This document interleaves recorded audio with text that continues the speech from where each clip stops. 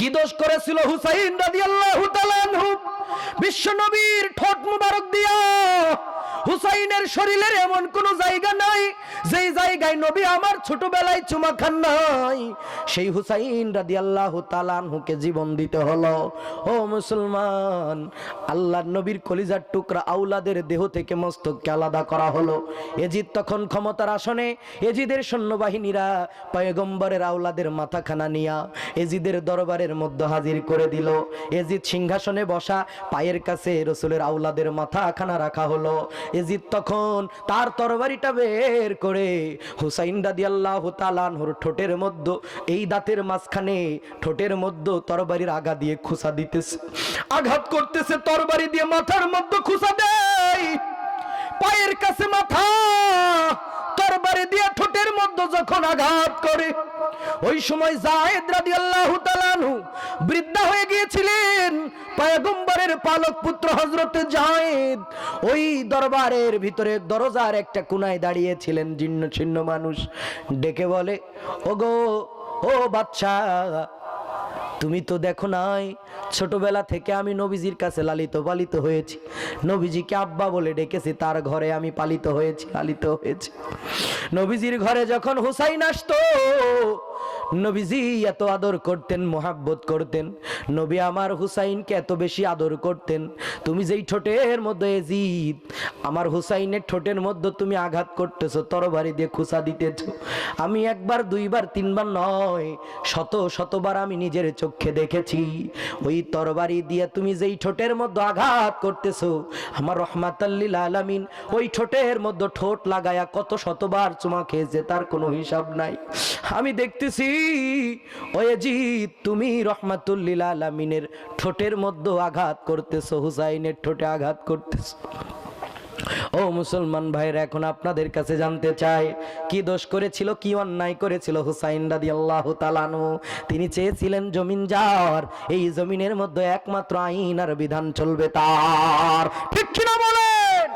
এই কথা বলার কারণে তাদেরকেও দুনিয়া থেকে বিদায় করে দিয়েছিল। যেইভাবে যারা আজও উলামায়ে কেরাম সেই কথা বলার কারণে জেলখানার মধ্যে আজকে জেলখানার ভিতরে নির্যাতিত হচ্ছে, ঠিক একই কারণে।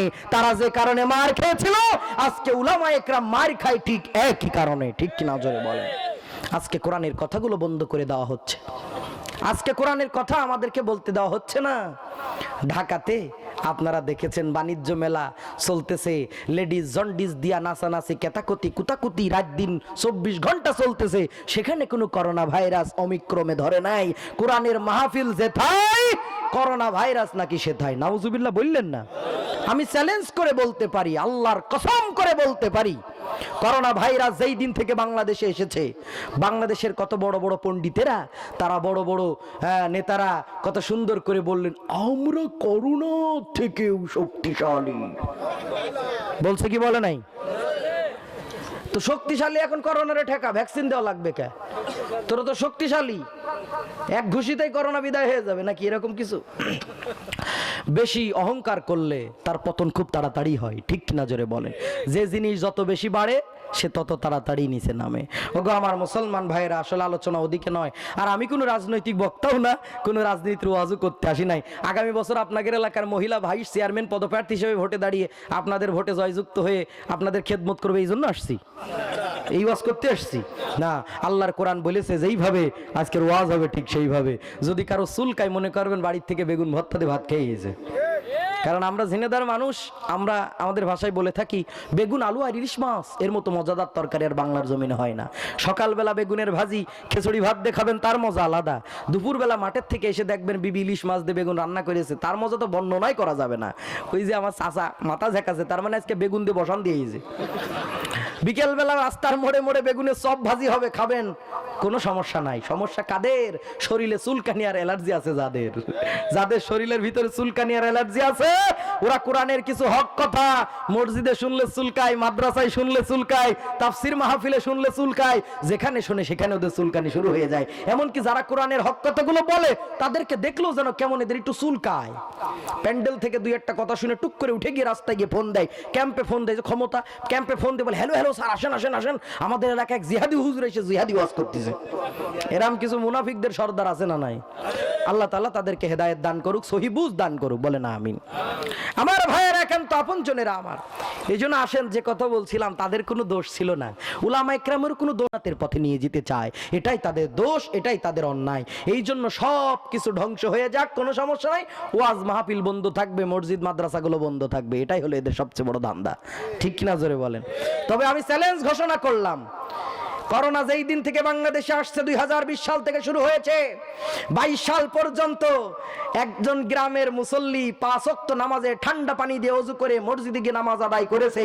এই মুসল্লি করোনা ভাইরাসে মারা গিয়েছে। এই রকম দৃষ্টান্ত নজির যদি দেখাইতে পারো, ওয়াজ করা বন্ধ করে দেব। কথা বলেন ঠিক কিনা আমার ভাইয়েরা? ওয়াজই করব না যদি এই রকম দৃষ্টান্ত দেখাইতে পারো। হতে পারে অন্য কোনো রোগ আল্লাহ তাআলা দিয়ে তাকে দুনিয়া থেকে বিদায় করে কোনো একটা ওসিলা দিয়ে মারা গেছে। করোনা ভাইরাসের নাম দিয়া মানুষের জানাজা পর্যন্ত করতে দেয় নাই। আহারে, দুঃখ হয়, কষ্ট হয় যে একজন মুসলমান মারা গেল, তাকে দেখতে দেওয়া হচ্ছে না, তার জানাজা করতে দেওয়া হচ্ছে না। আলহামদুলিল্লাহ আমাদের দেশের উলামা ইকরাম তাকে জানাজা করেছে। যারা করোনা আক্রান্ত হয়ে, তাদের থিওরি অনুযায়ী করোনা আক্রান্ত যারা মারা গেছে, উলামা ইকরাম তাদের কাছে গেছে, তাদেরকে ধোয়াইছে, গোসল করাইছে, জানাজা পড়ায় মাটি দিয়েছে। ওগো মুসলমান, তাহলে মরার সময় যে হুজুরকে লাগবে, জন্মের সময়ও লাগে, কানে আজান দেওয়ার জন্য লাগে, জানাজার নামাজ পড়ানোর সময় যাদেরকে লাগে, তাদের বিরোধিতা করবেন? জোরে বলেন, করবেন? তাদের ব্যথায় একটু ব্যথিত হন, কষ্ট পান একটু। আহারে, আমার দেশের কোরআনের পাখিগুলো যারা কোরআনের ময়দানে বসে কোরআনের কথাগুলো বলতো, কোরআনের তাফসীরগুলো করতো, ওই কণ্ঠগুলো যেন আমাদের কানের ভিতর দিয়ে একেবারে হৃদয়ের গভীর কন্দরে আঘাত করে, কর্ণকোহর ভেদ করে ওই কণ্ঠগুলো, ওই সুরগুলো যেন আমাদের হৃদয়ের মধ্যে এখনো আঘাত করে। আমরা চাই কোরআনের পাখিগুলো আবার ময়দানে বিচরণ করুক, কোরআনের দাওয়াত দিক, কোরআনের কথাগুলো বলুক। সমস্যা হলো একটা, তারা কোরআনের হক কথা বলে, এই জন্য তাদেরকে আজকে বন্দী করে রাখা হয়েছে, তাদের জবানটাকে বন্ধ করে দেওয়া হয়েছে। ঠিক কিনা জোরে বলেন? তবে মনে রাখবেন দরদিরা, এই দিন নয়, আরো দিন আছে।